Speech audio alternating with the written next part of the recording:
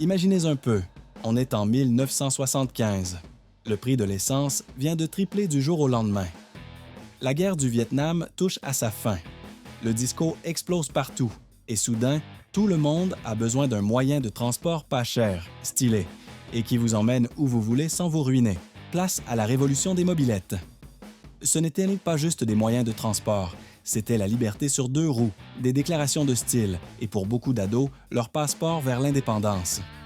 Aujourd'hui, on plonge dans l'univers des mobylettes les plus iconiques qui ont marqué la décennie la plus folle et la plus groovy de l'histoire. Mais d'abord, laquelle de ces machines légendaires vous paraît la plus cool? Dites-moi votre choix en commentaire et restez jusqu'au bout parce que je vous garantis qu'au moins une de ces bécanes va vous époustoufler. Avant de rencontrer nos héros de métal, parlons un peu du pourquoi. Les années 70 sont devenues l'âge d'or des mobylettes. La crise pétrolière de 1973 a tout changé du jour au lendemain. L'essence est passée de 30 cents à plus d'1 $ le gallon. Les Américains faisèrent la queue pendant des heures juste pour faire le plein. Pendant ce temps, ces petites machines européennes consommaient moins de 2 litres au 100. Mais voici ce qui est fascinant, et ça va peut-être vous surprendre, les mobylettes n'étaient pas qu'une question d'économie. Elles sont devenues des symboles de rébellion, d'indépendance et, oui, de sex-appeal. Réfléchissez, vous avez 16 ans, vous n'avez pas les moyens de vous payer une voiture, mais pour moins de 500 $, vous pouviez avoir une mobylette flambant neuve qui vous emmènerait partout dans un rayon de 30 km, pas besoin de permis de conduire dans la plupart des États. Alors quelle mobylette a lancé cette folie en Amérique? La réponse pourrait vous surprendre, parce que tout a commencé avec une machine qui ressemblait plus à un vélo qu'à une moto. Voici la légende autrichienne qui a conquis l'Amérique, la Puch Maxi. Je sais ce que vous pensez. Ça ressemble à un vélo avec un moteur collé dessus. Et vous n'avez pas tort. Mais cette simplicité était du pur génie. La Maxi avait quelque chose de spécial, une transmission automatique monorapport avec un embrayage qui s'engageait quand vous pédaliez. Ça voulait dire que vous pouviez littéralement la démarrer au pédalage si le démarreur électrique lâchait. Une ingénierie brillante pour l'époque. Les specs étaient impressionnantes. Moteur 2 temps de 50 cm3, vitesse de pointe légalement limitée à 50 km/h, autonomie de plus de 250 km avec un plein et un prix en 1975 de seulement 450 $, soit environ 2400 $ d'aujourd'hui. Mais voici le truc dingue, et je parie que 90% d'entre vous l'ignorent, la Puch Maxi était à l'origine conçue comme une mobylette de course. Avant les versions de rue, Puch dominait les circuits de course de mobylettes européens. Le secret? Ce moteur Z à 50 était une bête. D'origine, il développait environ 2 chevaux. Mais les mécano-ados ont vite pigé comment gonfler ces trucs. Enlevez le restricteur, upgradez le carbu et boum, vous aviez une fusée de poche qui faisait du 65 km/h.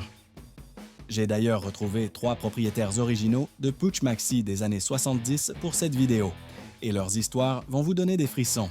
Mais d'abord, et si je vous disais qu'il y avait une mobylette si avancée qu'elle avait des features qui n'apparaîtraient sur les motos que dans les années 90? Mesdames et messieurs, le chef-d'œuvre yougoslave, la Tomos A3. Pendant que les autres constructeurs jouaient la sécurité, les ingénieurs Tomos construisaient littéralement une machine à remonter le temps. Regardez ses caractéristiques de 1976. Admission par clapet, c'est de la technologie moto. Injection automatique d'huile, fini le mélange à la main. Option frein à disque, du jamais vu sur les mobylettes. Fourche télescopique à l'avant, alors que les autres utilisaient des fourches rigides. Mais voici ce qui a rendu la A3 légendaire, le moteur. Le moteur A35 était si avancé qu'il est encore fabriqué aujourd'hui, quasiment inchangé. Vous pouvez aller chez un concessionnaire maintenant et acheter une mobylette flambant neuve avec essentiellement la même technologie moteur de 1976. Ça fait 50 ans de fiabilité prouvée. La A3 n'avait pas seulement l'air futuriste, elle performait comme ça aussi. Pendant que la plupart des mobylettes peinaient à atteindre 40 km/h, une A3 bien réglée pouvait faire 55 à 65 km/h d'origine. Et le comportement? Comme un instrument de précision comparé à la concurrence. En parlant de concurrence, il y a une mobylette qui a complètement dominé le marché américain par le volume pur. Vous devinez laquelle? Je vous donne un indice. Elle venait de France et son nom signifie littéralement « petite motocyclette », la moto-bécane mobilette. Ce phénomène français s'est vendu à plus de 14 millions d'exemplaires dans le monde. Pour vous donner une idée, c'est plus que la Ford Mustang et la Volkswagen Coccinelle réunies. Ce qui rendait la mobilette spéciale, ce n'était pas une technologie tape à l'œil, c'était de la praticité pure perfectionnée. Elle avait un système d'entraînement par friction pour un entretien super simple, un moteur AV7 pratiquement increvable, des pièces si bon marché que vous pouviez reconstruire toute la bécane pour moins de 100 $, et un design si simple qu'un gamin de 12 ans pouvait l'entretenir. La mobilette représentait le transport démocratique. Dans l'Europe d'après-guerre, c'était souvent le premier véhicule motorisé que des familles entières pouvaient se permettre. Dans les années 70, on les voyait partout, des villages français ruraux aux banlieues américaines. C'est là que ça devient émouvant, les amis. J'ai interviewé Marie-Claire, une immigrante française qui a apporté sa mobilette à New York en 1974. Son histoire sur ses trajets à travers le trafic de Manhattan pour aller à son boulot dans un restaurant français va changer votre vision de ces petites machines. Elle m'a dit « Ce n'était pas juste du transport, c'était mon lien avec la maison, mon indépendance dans un nouveau pays. Cette petite mobilette bleue m'a donné confiance en moi. Mais si vous vouliez quelque chose avec du style italien, quelque chose qui criait « la Dolce Vita », mais qui vous emmenait quand même au boulot sans vous ruiner. Voici la Vespa Ciao, prononcée ciao, italien pour salut et au revoir. Et mon Dieu, cette machine savait comment faire une entrée ET, une sortie. Alors que les autres mobilettes avaient l'air utilitaire, la Ciao était de la pure philosophie du design italien. Ces lignes fluides, ce phare distinctif, cette intégration élégante du moteur et du châssis, c'était de l'art automobile sur 2 roues. Les specs incluaient un 2 temps de 50 cm3 avec transmission automatique, un châssis enjambement iconique, des couleurs magnifiques de l'époque et cette qualité de construction Piaggio inimitable. La Ciao n'était pas juste du transport, c'était un style de vie. En Amérique, elle attirait une clientèle différente des mobilettes autrichiennes et françaises. Elles étaient souvent achetées par des étudiants, de jeunes professionnels et tous ceux qui voulaient faire une déclaration sur le style plutôt que l'utilité pure. Mais voici un truc qui va vous épater et j'ai découvert ça en cherchant pour cette vidéo. La Vespa Ciao a un lien secret avec l'un des films les plus célèbres des années 70. Y a-t-il des cinéphiles dans l'audience qui veulent deviner lequel?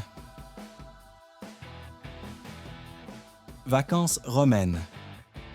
Même si ce film était des années 50, le design de la Ciao était directement inspiré de l'impact culturel de ce film. Piaggio voulait spécifiquement capturer ce style de vie italien romantique et insouciant qu'Audrey Hepburn et Gregory Peck représentaient. En parlant de liens cinématographiques, notre prochaine mobilette est vraiment apparue dans plusieurs films des années 70. Mais plus important, elle représentait la première tentative sérieuse de l'Amérique de concurrencer l'invasion européenne. En 1977, Honda a regardé le marché américain des mobilettes et s'est dit « on peut faire mieux ». Le résultat, la Honda Express, la réponse du Japon à la dominance européenne des mobilettes. Ce qu'Honda apportait à la table, c'était une fiabilité légendaire avec de l'ingénierie moderne. Moteur 4 temps plus silencieux et plus propre que les 2 temps. Démarrage électrique de série, système d'embrayage automatique et le fameux contrôle qualité Honda. L'Express représentait un changement dans la culture américaine des mobilettes. Ce n'était pas une question d'être original ou européen, c'était d'avoir un transport fiable qui marchait tous les jours. Même si elle n'était pas la plus rapide, avec une vitesse de pointe autour de 40 km/h, elle était sans doute la plus fiable. Le réseau de services Honda voulait dire que vous pouviez avoir des pièces et du service d'un bout à l'autre du pays. L'Express attirait les acheteurs pratiques, facteurs, étudiants, pendulaires. Ce n'était pas une question de faire une déclaration, c'était de résoudre des problèmes efficacement. Mais parfois, le pratique ne suffit pas. Parfois, vous voulez quelque chose qui fait tourner les têtes, quelque chose qui dit « Je ne fais pas que me déplacer, je fais une entrée ». C'est là qu'intervient notre prochaine mobilette. La Garelli VIP, et les amis, ce truc était dingue pour 1976. Pendant que tout le monde faisait du transport, Garelli faisait une déclaration. Regardez ces lignes. Ce n'était pas un vélo avec un moteur, c'était une moto miniature. La VIP avait un carénage agressif inspiré de la course, des doubles pots d'échappement, une position de conduite sport bike et des couleurs qui criaient « Regardez-moi ». Mais ce n'était pas que pour le look. Garelli avait un sérieux pedigree de course. Il dominait les grands prix de mobilette en Europe et la VIP apportait cet ADN dans la rue. L'arme secrète? Un système de variateur haute performance qui donnait une accélération douce et une vitesse de pointe impressionnante. Pendant que les autres mobilettes avaient une délivrance de puissance abrupte, la VIP tirait en douceur du ralenti au rupteur. Voici pourquoi la VIP est si spéciale aujourd'hui. Elle coûtait cher neuve, donc relativement peu ont été vendus en Amérique. En trouver une bonne maintenant, c'est comme découvrir un trésor.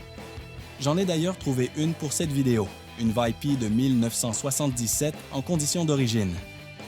Le propriétaire, Mike de Californie, l'a conduit depuis 45 ans. Ses histoires sur ses rendez-vous galants avec ce truc à la fin des années 70 sont légendaires. Mais laquelle de ces machines groovy mérite vraiment le titre de mobilette la plus iconique des années 70? La réponse pourrait vous surprendre.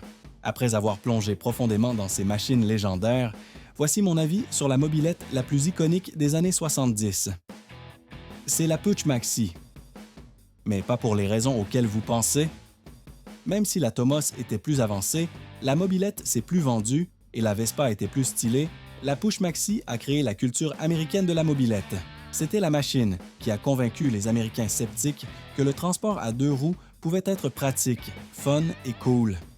La Maxi a engendré des clubs, des courses, des communautés de modification et des amitiés à vie. Elle a démocratisé la mobilité pour les ados et a donné aux adultes la permission de s'amuser à nouveau avec le transport. Mais voici ce qui est vraiment beau. Ces machines n'ont pas juste disparu. Aujourd'hui, il y a une communauté vintage de mobilettes florissantes qui garde ces engins groovy en vie. Des rallyes Moped Army aux chaînes YouTube de restauration, l'esprit de la culture mobilette des années 70 est plus fort que jamais. Et avec les vélos électriques qui explosent en popularité, on voit un retour aux mêmes valeurs qui ont rendu les mobilettes des années 70 spéciales. Transport personnel efficace, abordable, qui ne se prend pas trop au sérieux. Ce n'était pas juste des machines, c'était la liberté, l'indépendance et un bras d'honneur au prix de l'essence qui montait et à la complexité automobile. Elle représentait une époque où se déplacer pouvait être simple, abordable et vraiment fun. Alors voilà, les engins les plus groovy de notre décennie la plus folle. Lequel choisiriez-vous pour vos trajets quotidiens? Dites-le moi en commentaire. Si vous avez aimé plonger dans la culture des années 70 et les perles automobiles oubliées, smashez ce bouton d'abonnement.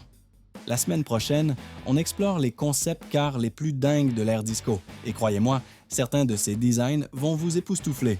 Et hey, si vous avez vraiment possédé une de ces mobilettes à l'époque, partagez vos histoires en commentaire.